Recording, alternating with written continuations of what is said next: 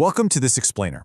Okay, so have you ever wondered what it actually takes to completely change how the entire world views human rights overnight? Well, today, we're diving into a truly monumental document in international law, the UN Convention on the Rights of Persons with Disabilities, or, as it's commonly known, the UNCRPD. We're going to unpack exactly how this treaty basically flipped the global legal landscape on its head. It shifted how society views, treats, and protects the rights of persons with disabilities. It's a fascinating, absolutely crucial subject, so let's just jump right in. Here's our roadmap for today. First, we'll look at the major paradigm shift. Then, we'll cover the 8 guiding principles, breaking down everyday barriers, the right to education, and finally, making these rights a reality. All right, Section 1, a major paradigm shift. To understand the rules, we first have to grasp the massive shift in thinking that created them. The treaty was officially adopted by the United Nations in December of 2006, and it was enforced by March 2008. Now, if you know anything about the usually slow-moving world of international law, you know that an under 2-year turnaround is frankly light speed. It signaled this massive, urgent global readiness for real transformative change. For the longest time, the dominant perspective was this medical or charity model. Basically, this meant viewing persons with disabilities merely as objects of charity, or maybe as patients needing to be fixed through medical treatment. But the UNCRPD completely shattered that old way of thinking, establishing what's called the social and human rights model. It forever recognizes persons with disabilities as active subjects who hold equal human rights. It's a total 180-degree turn in perspective. And this brings us straight to the treaty's revolutionary definition of disability itself. Under this new social model, disability isn't just about an individual's long-term physical, mental, intellectual, or sensory impairments.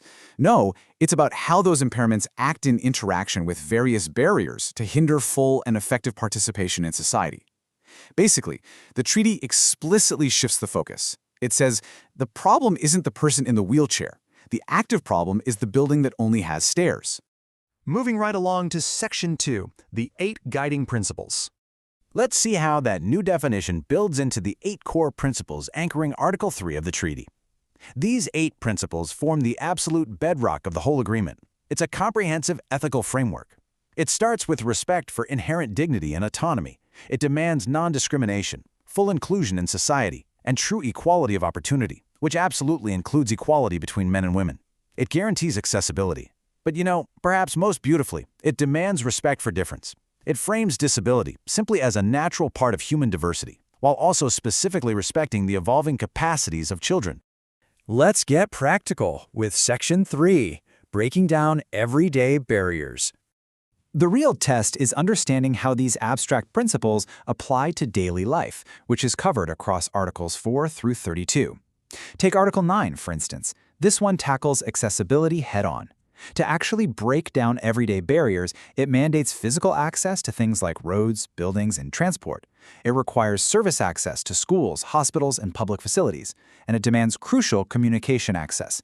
That means making IT and websites accessible and officially recognizing vital tools like sign language and Braille. But breaking down barriers also means ensuring basic, everyday survival and justice. Articles 13, 17, and 28 are there to fiercely defend a person's physical and mental integrity. They require justice systems to actually train their personnel so courts are effective and accessible to everyone. Plus, they guarantee state assistance for an adequate standard of living.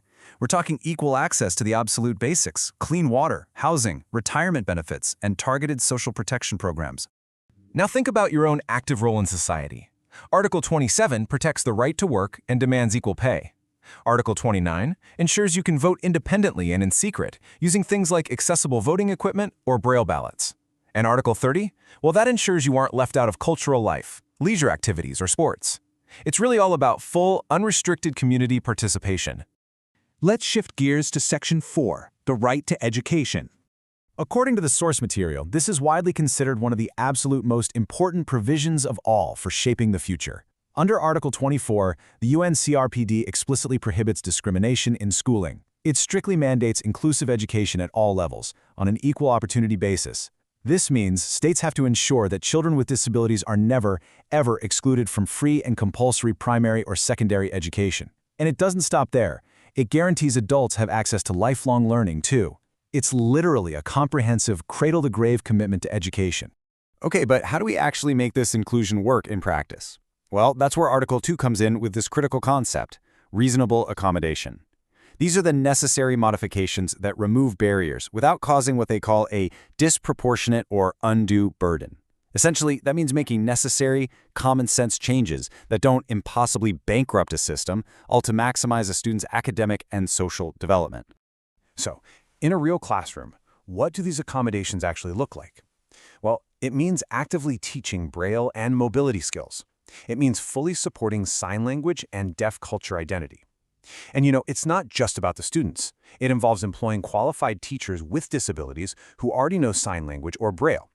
And crucially, it requires training all educational staff on disability awareness and assistive techniques.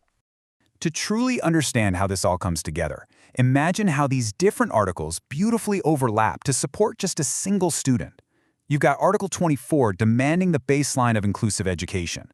But for that to actually work, Article 9 has to ensure the building and the digital materials are physically accessible. Article 2 provides the reasonable accommodations, like Braille. Article 8 ensures the teachers have awareness training. And finally, Articles 26 and 27 link that education straight to future vocational training and employment. It's a completely interconnected ecosystem of rights. Pretty amazing, right? And that brings us to our final part, Section 5, Making Rights a Reality.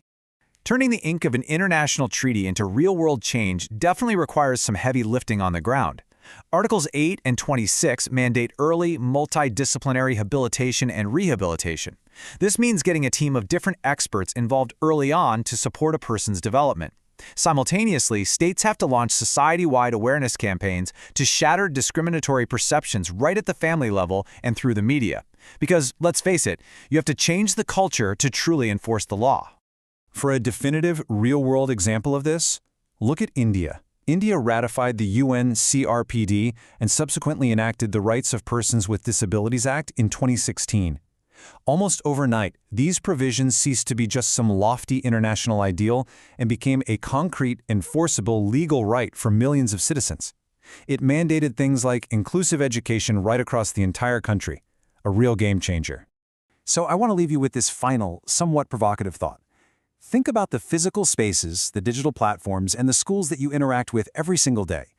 Based on the powerful paradigm shift and the detailed provisions we've unpacked in this explainer today, take a hard look around your own community.